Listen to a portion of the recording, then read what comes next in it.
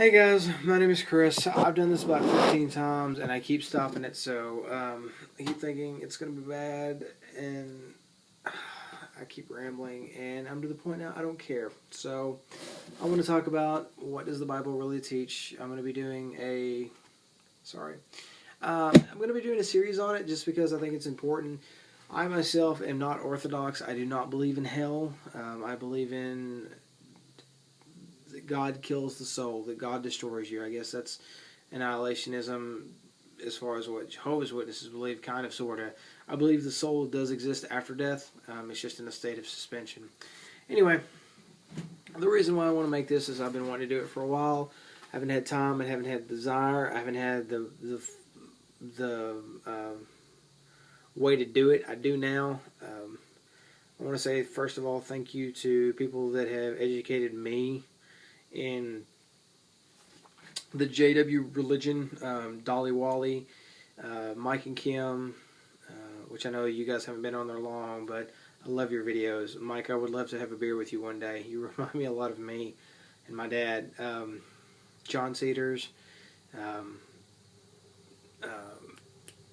Bill, the snarky apologist. I want to major kudos to you, sir, because you have educated me more than you will ever know.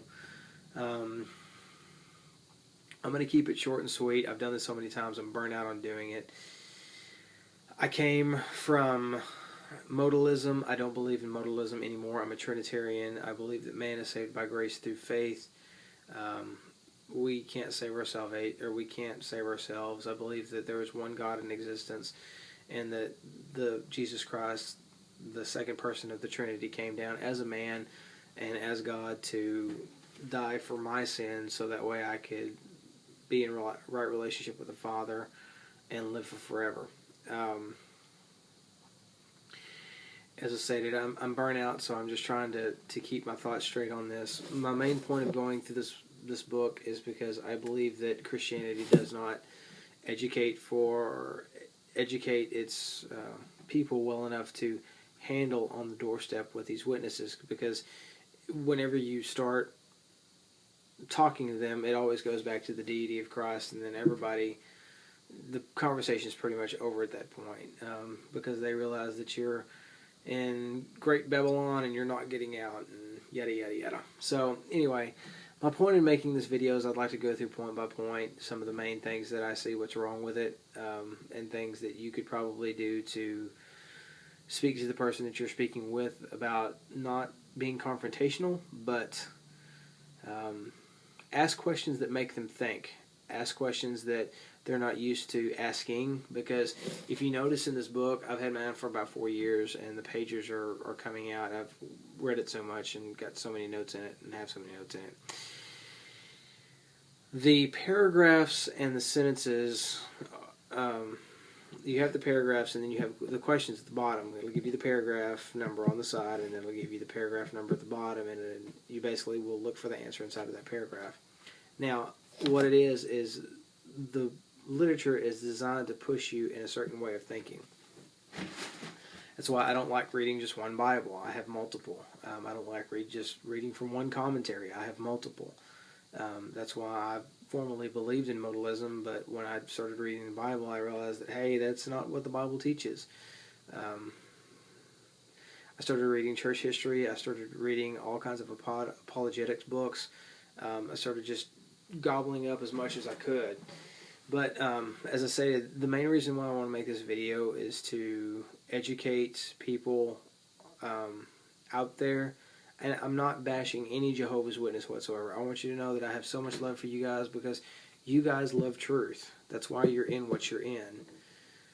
You guys, I don't want to say just want to be right. You guys want to educate people. I mean, that's why you go from door to door. I know that you're commanded by the Watchtower to do it. But deep down, you have a love for people. That's why you want them to be saved, quote unquote, like you. So, like I said, mad respect, mad props to you. I'm all up for that. But whenever one person comes in the room and gives their opinion, and then person number 2 comes in the room and gives their opinion, and person number 1 says, hey, I don't believe that way, we should all shun person number 2. I have a problem with that. I and I'm trying not to go off subject, but it's so hard. I got through reading Raymond Franz's Crisis of Conscience, and I love that book. I don't agree. I'm sure I don't agree with his theology, but the man had such a heart for God. Um, he loved to see justice, and he was done all kinds of wrong. I mean, he was just pretty much given the boot and kicked out sideways. And if I remember correctly, I don't know how old he was, but I know he was extensively an older man. Him and his wife were kicked out of Bethel. Well, they weren't kicked out. He chose to leave because he saw the direction it was going. And he didn't have anything because he lived in Bethel all those years. And then, surprisingly, he got a check for like 10 grand. And he used it to buy some land and I think a tiny mobile home. And him and his wife basically, I think, spent the rest of the days just reading the scriptures. My problem is not with religion. As I stated, I'm a Christian. I love the Lord. I love people that love the Lord. I love people that don't love the Lord. I love everybody. The problem that I have is when people try to tell another set of people that, hey, you have to believe this way, and if you don't, we're going to ostracize you. That's the problem that I have. Like I said, I'm going to try to make a video as often as I can. It's probably going to be a while, few far in between. I have a lot of kids. I say a lot. I have children, and they take up my time because they're the most important thing to me.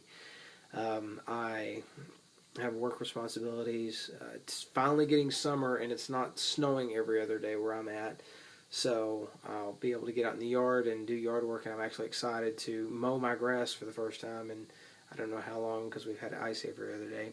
So anyway, I'm yammering, and I don't want to stop the video. So my point about this video is that I'm going to enable the comments so that way you guys can put in what you want as well. The only thing that I ask is just be respectful. No foul language. I'm not up on that. And a biblical answer. And I don't want to get into the Trinity every episode, every video that I make, because I know that's usually where it goes to. It's basically, my thoughts on what does the Bible really teach, and I don't agree with this. I agree there are some parts that are semi-orthodox, but as far as on a whole, the scripture's been twisted, and I think Christians need to be able to, be able to combat that whenever somebody comes up on their doorstep and they preach another gospel. That's what got me into studying as much as I did, is because that when I started really reading the Bible for what it was and not a tool just to refute and be right, that it was a love letter to me and taught me and teaches me how to live my life, and where I can have the relationship with God that I need to and not the one that I want to. It's touching. It's something that there's no words for it. You have to know what I'm talking about.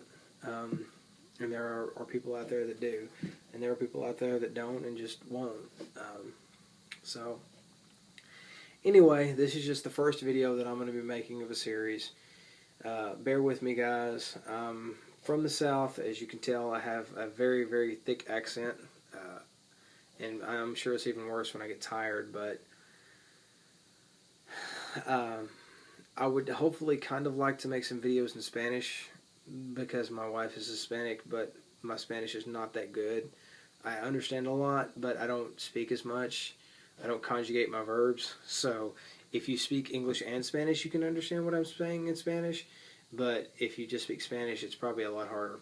So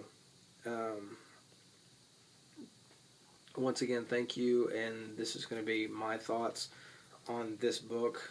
I have a lot of other books from the Witnesses as well that I'd like to go over. But like I said, I just don't have time. I think another reason why to make this video, there's no reason for ignorance. There's no reason for staying ignorant. It's one thing to be ignorant and not know the information. It's another thing to have the information in front of you and just push it away. There's no reason for that in the age that we live in now. Anyway, I've got to go. It's late. I will see you guys later.